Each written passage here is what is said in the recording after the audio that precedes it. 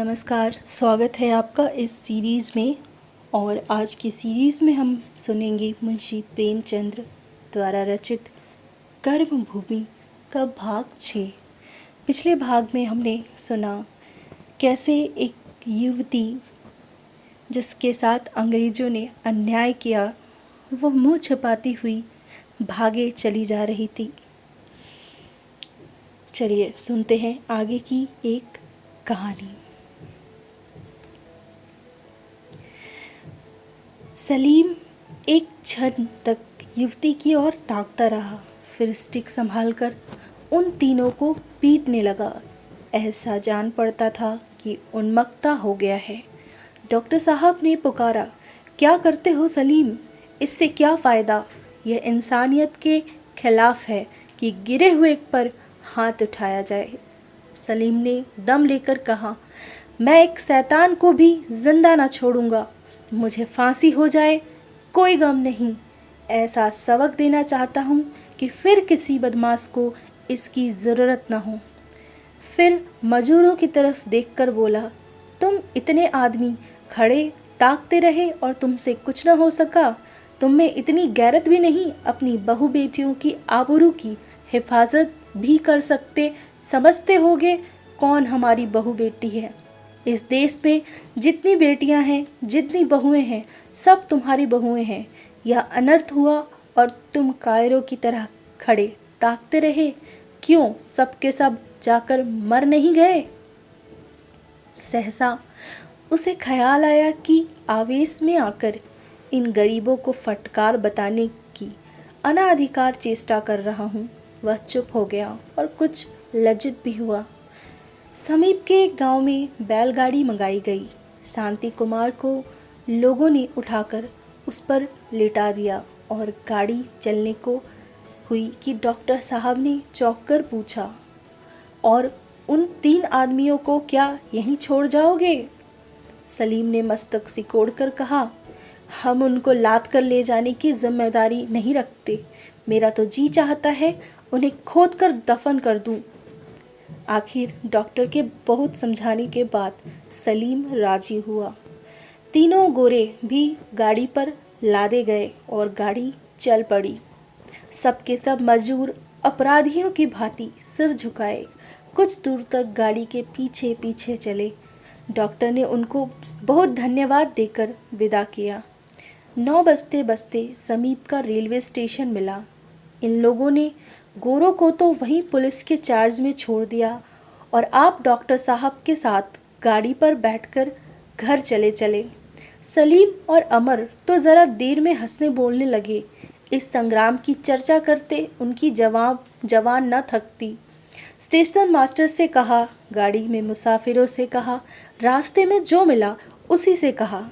सलीम तो अपने साहस और शौर्य की खूब डींगे मारता, मानो कोई किला जीत आया है, और जनता को चाहिए कि उसे मुकुट पहनाए, उसकी गाड़ी खींचे और उसका जुलूस निकाले।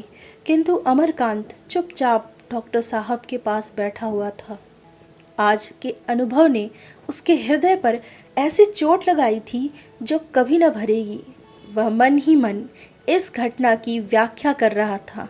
इन टके के सैनिकों की इतनी हिम्मत क्यों हुई? यह गोरे सिपाही इंग्लैंड के निम्नतम श्रेणी के मनुष्य होते हैं। इनका इतना साहस कैसे हुआ? इसलिए कि भारत पराधीन है। यह लोग जानते हैं कि यहाँ के लोगों पर उनका आतंक छाया हुआ है। वह जो अनर्थ चाहे करें, कोई चू नहीं कर सकता। यह आतंक दूर करना होगा। इस पराधीनता की जंजीर को तोड़ना होगा। इस जंजीर को तोड़ने के लिए वह तरह तरह के मंसूबे बांधने लगा, जिनमें यौवन का उन्माद था, लड़कपन की उग्रता थी और थी कच्ची बुद्धि की बहक। डॉक्टर शांति कुमार 1 महीने तक अस्पताल में रहकर अच्छे हो गए। तीनों सैनिकों पर क्या बीती नहीं कहा जा सकता। वह पर अच्छे होते ही पहला काम जो डॉक्टर साहब ने किया वह तांगे पर बैठकर छावनी में जाना और उन सैनिकों की कुशल पूछना था। मालूम हुआ कि वह तीनों भी कई कई दिन तक अस्पताल में रहे। फिर तब्दील कर दिए गए। रेजिमेंट के कप्तान ने डॉक्टर साहब से अपने आदमियों के अपराध की क्षमा मांगी और विश्वास दिलाया कि भविष्य में सैनिकों पर ज़्यादा कड़ी निगाह रखी जाएगी।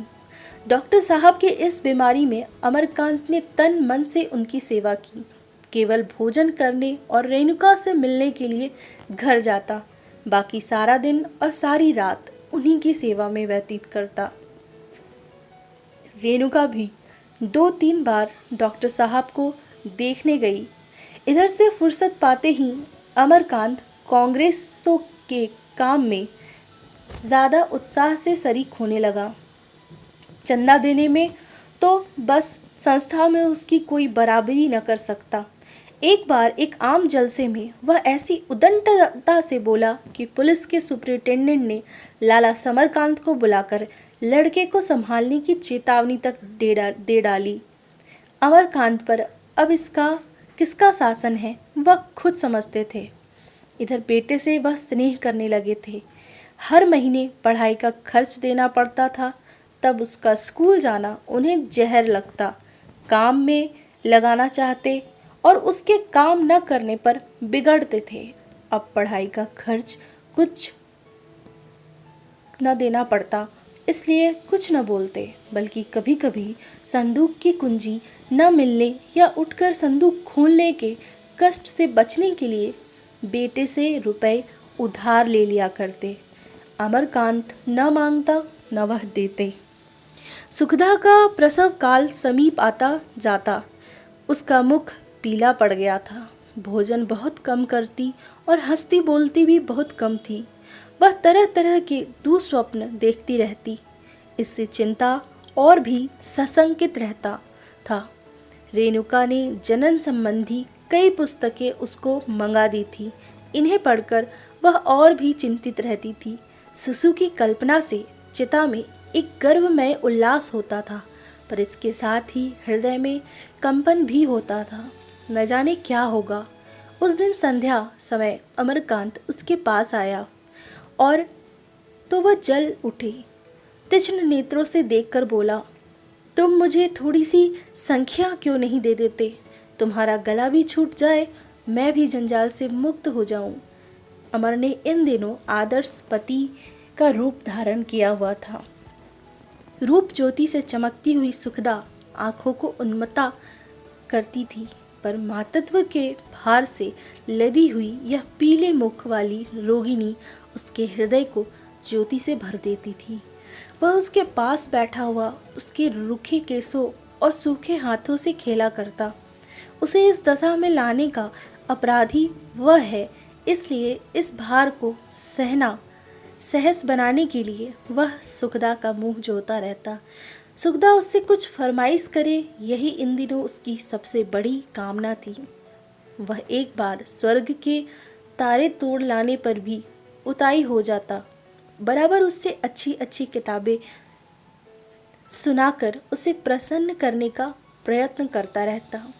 शिशु की कल्पना से उसे जितना आनंद होता था, उससे कहीं अधिक आनंद सुखदा के विषय में चिंता थी। न जाने क्या होगा। घबराकर भारी स्वर में बोला, ऐसा क्यों कहती हो सुखदा? मुझसे गलती हुई तो बता दो। सुखदा लेटी हुई थी, तकिए के सहारे टेक लगाकर बोली, तुम आम जलसों में कड़ी कड़ी स्पीचें देते फिरते हो।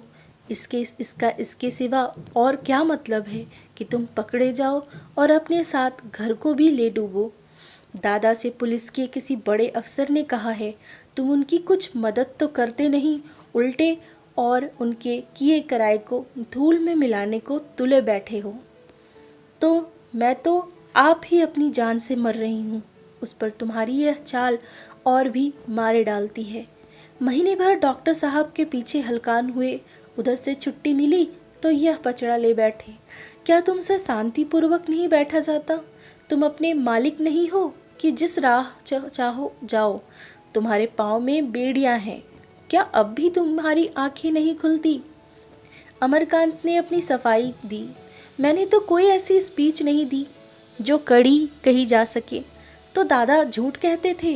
इसका तो यह अर्थ है कि मैं अपना मुंह सी लूं। हाँ, तुम्हें अपना मुंह सीना पड़ेगा। दोनों एक क्षण भूमि और आकाश की ओर ताकते रहे।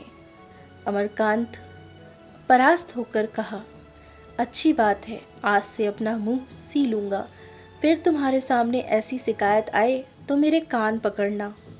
सुगधा नरम होकर बोली, तुम नाराज होकर यह प्रण नहीं कर रहे हो। मैं तुम्हारी अप्रसन्नता से थर थर काँपती हूँ। मैं भी जानती हूँ कि हम लोग पराधीन हैं।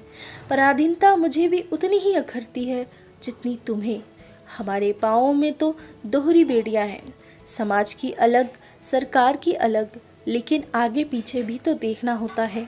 देश के साथ हमारा जो धर्म है वह और प्रबल रूप से पिता के साथ है, और उससे भी प्रबल रूप से अपनी संतान के साथ। पिता को दुखी और संतान को निसहाय छोड़कर देश धर्म का पालन ऐसा ही है जैसे कोई अपने घर में आग लगाकर खुले आकाश में रहे। जिस शिशु को मैंने अपना हृदय रक्त पिला पिला कर पाला है, उसे मैं चाहती हूँ तुम भी अपना सर्वस्व समझो।